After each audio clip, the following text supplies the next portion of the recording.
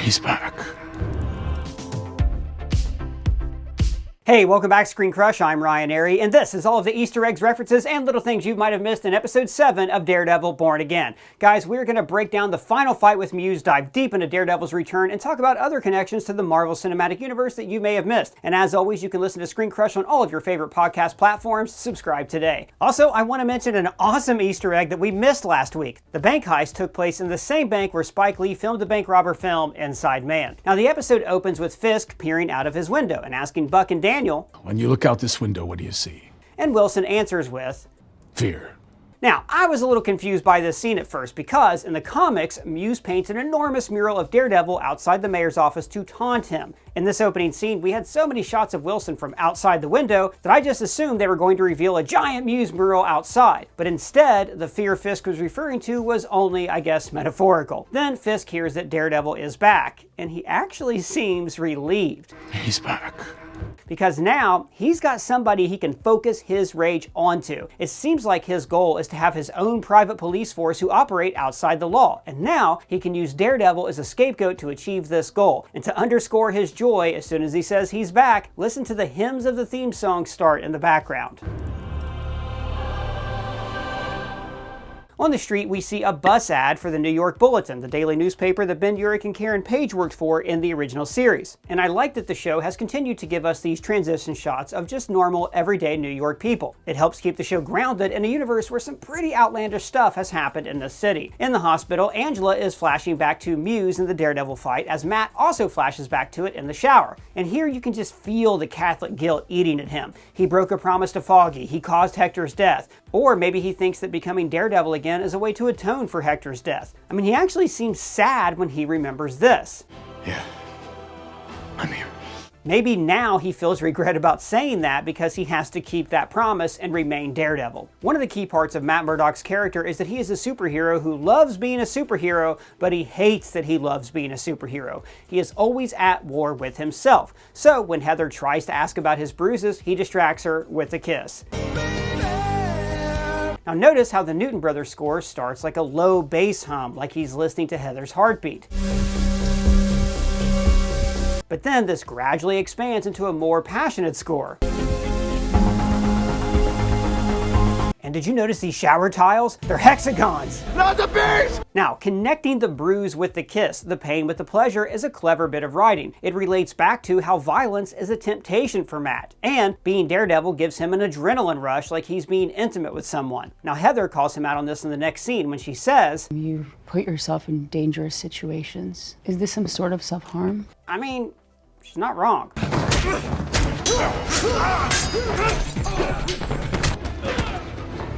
And then we see a couple on the street holding hands, leading to Matt and Heather having an argument. Matt has never really been in a relationship with a woman that he was living with where he had to actively hide his identity. Now we're starting to already see the cracks form here. I mean, because of her profession, she can tell that there is some component of his trauma that he is keeping locked away. But she doesn't yet know that he's channeling his trauma through violence. You have been tamping down trauma for so long. Now this is also like in the comics. Matt never coped with Karen's death and he had a nervous breakdown. She says, At your old firm, with your old friends. which seems a little bit meta to me, like Daredevil Born Again is making a comment about the original Daredevil show and how it obviously is going to cast a shadow over this new series. Now she's actually talking about Karen here. She can probably still tell that Matt has feelings for her, but he has buried her loss along with all his other trauma. And one thing I love about Daredevil is that he's just such a human character. He has all of these flaws that ordinary people have. And for him, he's addicted to being Daredevil. It's a compulsion that he wants to stop, and he can't. And I can relate. I may not dress up in body armor and beat up gangsters, but I do have a terrible twitch and other oral fixation habits that I struggle to quit. And I used to think it was impossible to quit these bad oral fixation habits, and it turns out I was right. That's because I couldn't just quit, I had to replace, and that is where Fume comes in. Fume has no vapor, no nicotine, just natural flavored air that actually satisfies. No stress, no withdrawals, just a simple swap. Oh, what's Fume? Well, Fume is an award-winning flavored air device that draws flavor into your mouth, not your lungs. It's a great way to satisfy your oral oral fixation with non-toxic flavors, and it's safe to use anywhere. So I just want to show you guys, there is no vapor here. This does not need batteries, and it doesn't charge. It just has these flavor-based cores that you can personalize with delicious flavors like crisp mint or my favorite, orange vanilla. Tastes like a dreamsicle. Now with flavored air, you can satisfy your oral fixation through this passive diffusion system that does not use electronics, vapor, or combustion. Also, it looks cool. I love how it's weighted, I love the wood design, and it just feels like premium in your hand. And it's also a great fidget tool that makes an incredibly satisfying sound. It's completely safe, and they continuously invest in third-party studies to ensure the safety of their products, and it's backed by doctors here in the United States. Fume has already helped more than 300,000 people to build better habits. So try Fume today, and if you order the Journey Pack now using my code ScreenCrush, you'll get a free Fume topper, an awesome accessory to level up your experience. Go to tryfume.com/ScreenCrush or scan the QR code on screen right now. Now back to what I was saying. So back to Matt's argument with Heather. He hits her with this remark that comes off very cold. You know, and sometimes this all feels fake. Now, this sounds worse than it is. He's talking about the new life that he built for himself, the new firm, the new clients, you know, the life without Daredevil. Matt has been living an emotionally distant lie for a year, and now Heather is the first real thing he's actually experienced since Foggy's death. I should also note that, in the comics, Matt was like terrible to Heather. He ruined her career so she would have no distractions in her life, so she would have no choice but to marry him, and eventually she took her own life. So this idea of living a fake life also applies to Fisk, as he and Matt continue to mirror one another. For Wilson, the fake life is his new role as mayor in his unhappy marriage. Now to the public, both Matt and Wilson are moving up in the world, but inside, they feel hollow. Matt talks about his trauma like it's a fight, like it's something he can battle with. And I'm trying really hard to fight it. You see, Matt has always justified his nightlife with the belief that God made him this way so he could deliver that justice himself. He sees his trauma as a cross to bear, or something that he can conquer with violence and fear. Now when he called her, Dr. Glenn. oh, I thought back to last episode when he told Angela how he feels about therapy talk. Kinda hate it too. I mean, Matt is used to torturing himself. He finds comfort in it. And I don't know if he can handle someone at home who actually tries to heal his trauma rather than let him wallow in it. Now, when he wipes away her tears and touches her face, this is a callback of sorts to what Foggy told Karen about Matt. On the plus side, he gets to touch a lot of pretty girls on their faces. That's, you know, how he tells what people look like. But here, it's a way for them to form a stronger emotional connection so he can see her face. Notice that he focuses on her heartbeat. Similar to the first time he kissed Karen in season 2. Again, I think Matt is thinking back and remembering that moment with Karen because he's really not over her. At the law office, Matt brushes off his partner to talk to Cherry about helping him out as Daredevil. So we're already seeing him prioritize his life as Daredevil over his legal career. In season 2, Matt allowed Elektra to distract him from the Frank Castle trial, which led to Foggy leaving the firm. And now Cherry has taken Foggy's place as the voice of moral reason. All of Muse's victims. So you think I'm after gonna last night, enable after you with last this night. shit? But Matt is right about one thing. Muse is in survival mode and is planning to murder his final victim. Now, I enjoyed this match cut from Matt to Fisk, as Wilson reminds Buck that Daredevil took down his operation in season 1. But I loved how he uses alternative facts to frame those events. He talks about Daredevil like he's a monster who hurt the working people of his business. He took down my entire business. One that made hard-working people who believed in themselves, and my enterprise richer than they ever dreamed of. In his weird, twisted new narrative, Wilson was just a simple businessman trying to provide jobs and make the city cleaner, while Daredevil was a rogue villain who was out to destroy his city. You can already see him starting to reframe this narrative for public consumption later in the episode. And I should note that his aide's name is Buck Cashman, which sounds like 3 kids in a trench coat pretending to be a banker, but in the comics, he was a United States government ops agent who secretly worked for Fisk. Maybe that's what Wilson means when he refers to Your previous life.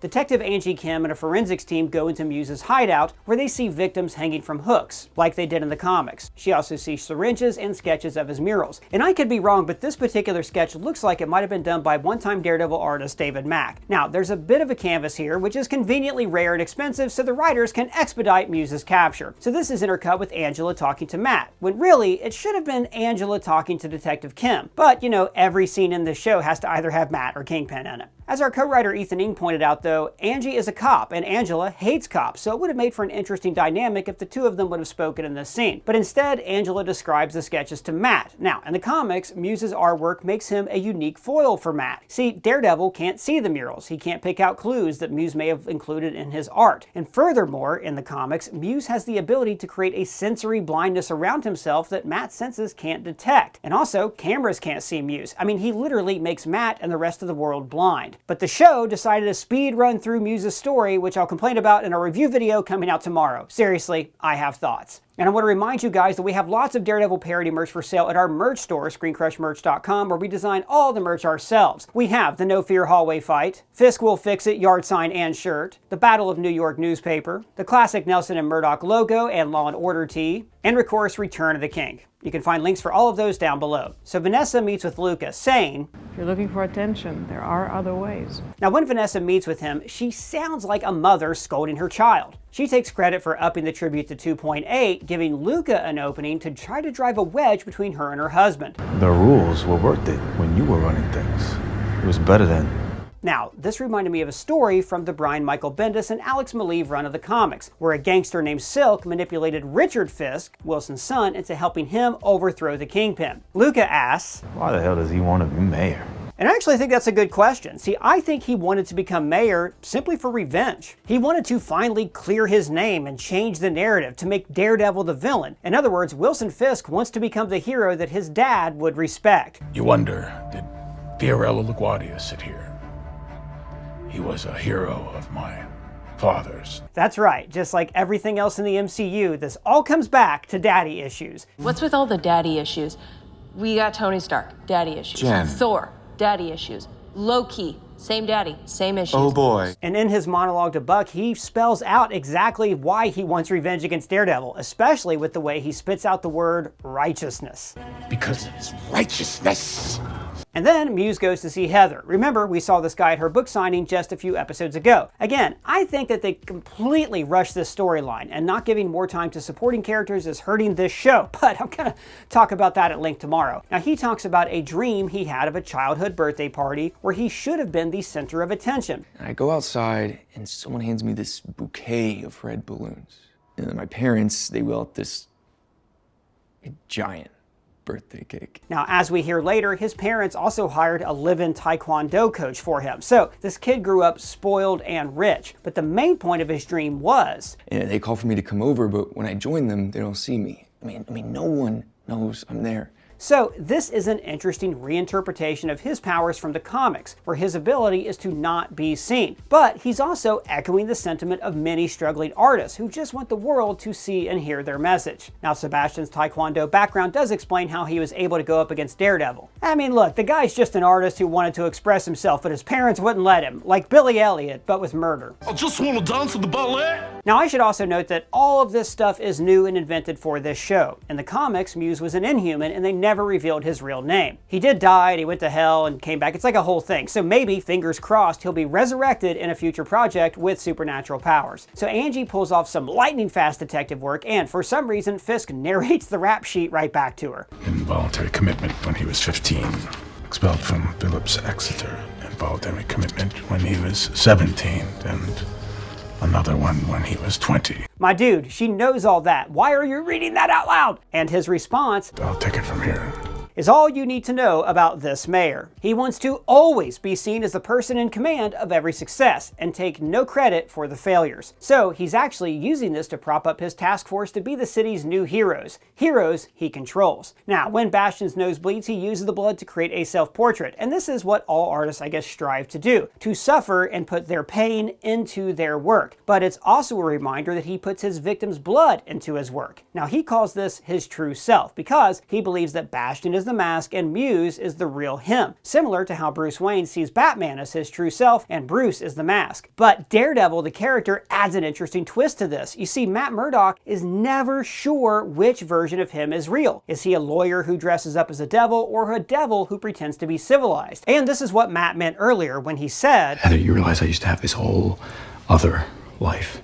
You know, and sometimes this all feels fake. For Matt, Daredevil is his true self, and Murdoch is the mask. In Muse's lair, we see an early draft of the Punisher skull mural that we saw with the triggered text that we saw back in episode 2. But this looks like a unicorn, so maybe he's saying that the Punisher is a rare breed of person. Or maybe he just thinks unicorns are awesome. Unicorns are awesome. They pose majestically beside waterfalls and they impale Nazis with their horns. High five!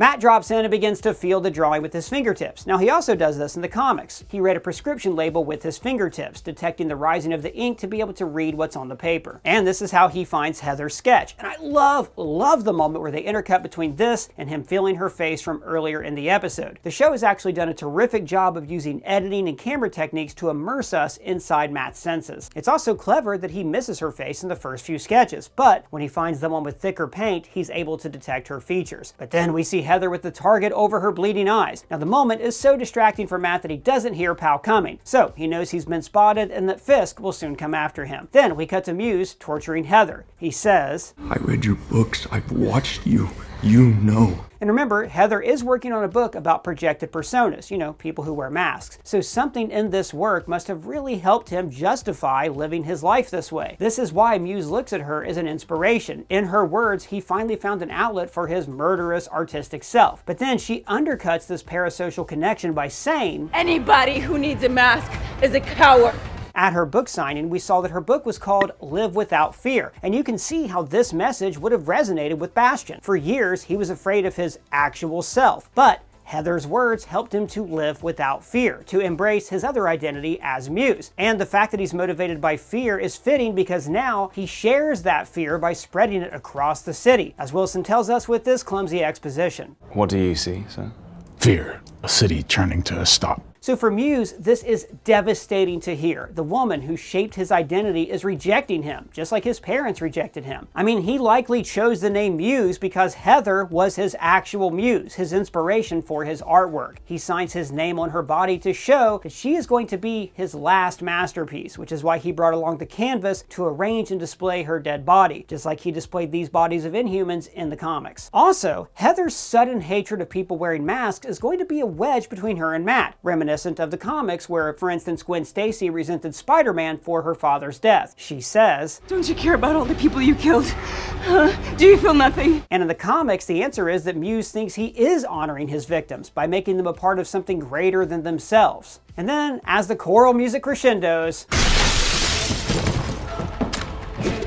I love the whip hand they use to make it look like he threw his club. It's a great camera trick. And then they replace it with a digital version that actually hits Muse on the head. But it does really annoy me how many hits to the face Muse can take when he is not actually a superhuman. He should have been knocked out, like on the first blow. Matt drives him away from Heather with a knee to the chest and then blocks a blow with his arm. And I just want to shout out how this show, and the show Echo, finally show Daredevil using his billy clubs like we see them in the comics. Like in the Netflix shows, he barely used the clubs, maybe to keep the show like more grounded and realistic. But in this show, it really does feel like it's translated from the page to the screen. Just like with Angela last episode, Muse is laser focused on killing his victim, finishing his next piece of art. Then Matt fires his grappling hook into Muse's shoulder, splattering his own blood on the canvas, which is a metaphor for artistic expression if I've ever seen one. Now, just as the task force breaches the building, we got the shocker of a moment where Heather shoots Muse. This was foreshadowed though. When they start to struggle, the first thing Heather does is try to reach the gun on her desk. So she immediately crosses a line that Matt has drawn for himself. But Heather was acting in self-defense, while if Matt were to kill Muse, then he would be usurping the justice system with his abilities. You see, Matt has great power that he has to use responsibly, and Heather was just trying to survive. But moments like this are going to be important for the show's key theme about vigilante justice. I mean, what makes someone a vigilante? Is it putting on a mask and hurting somebody? Is it acting in self-defense? In her own way, Heather did act as a vigilante in this moment. But this show, hopefully, is going to draw that line between what we consider a masked vigilante and what we consider just a person who's doing what they think is the right thing. But now, Heather is still going to be haunted by this murder, just like Matt was haunted by his attempted murder of Bullseye. When he checks on her, he removes his glove to feel her face. Now, it's a sweet moment because he already knows she's alive. He can hear her heartbeat, so he only does this so he can see her. Now, as Muse lays on the floor, notice how the blood is covering the paint splatter on his chest. In other words, in death, he has finally become his own work of art. Now, as for whether or not Muse is actually dead, season 2 is filming right now, and fans who went to the film location saw a trailer for Stunt Muse. Showrunner Dario Scardapane told TV Line recently that Muse would play a role in season 1 and beyond. So maybe Muse will come back in season 2 with powers, or maybe the story of Muse will be adapted into a film or a TV miniseries that will exist within the world of Daredevil. Or maybe Muse will inspire copycat killers around the city. So when North reports to Fisk that Daredevil stopped Muse, he replies,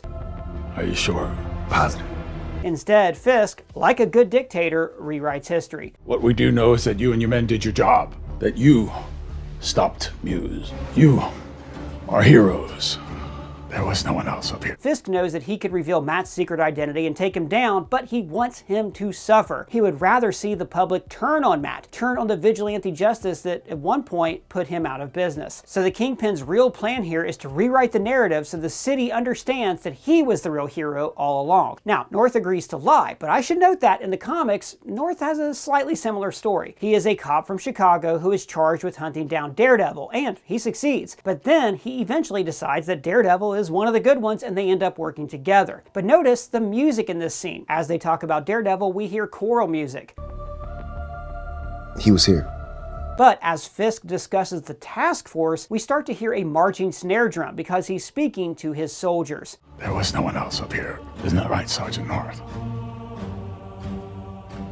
Yes, it is, Mr. Mayor. And we see him continuing to rewrite the narrative, even leveraging BB to keep quiet about Daredevil's involvement. Maybe, after this episode, BB could be an actual character on the show. That'd be great. It is nice in this scene to see Daniel finally learn from the Kingpin and manipulate people just like his idol does. Yep, these two were best gangster buds, just like Oz and Vic. They're going to be together till the end. Why would you say that?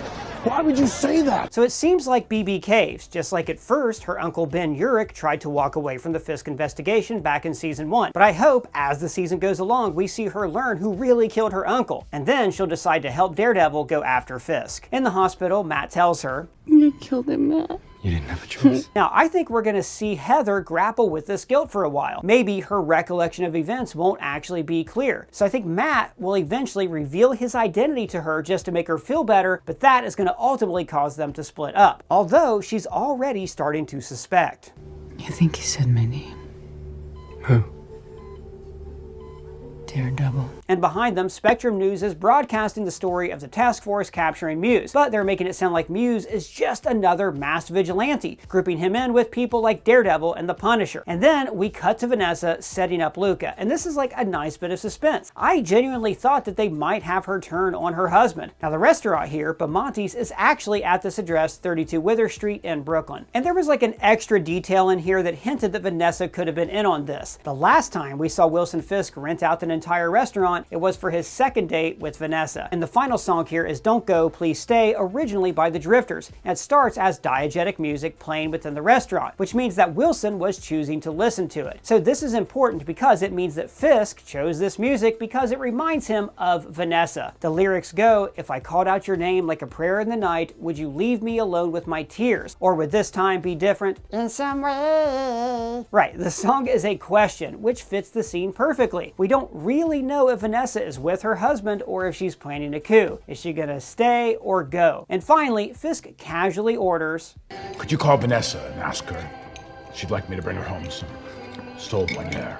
Now, that is a good husband, somebody who goes out for the night but still thinks to bring home dinner for his wife. So guys, that's all the Easter eggs we found. If I'm being honest, I hate how fast they did away with Muse's story, and I've got some negative things to say in our review video coming out tomorrow. I want to shout out Ethan Ing for co-writing this video with me. You can find his socials down in the description. And let us know what you thought of the episode on my Twitter, Blue Sky, in the comments, or on our free-to-join Discord server. Links for everything are below. And if it's your first time here, please subscribe, smash that bell for alerts. For ScreenCrush, I'm Ryan Airy.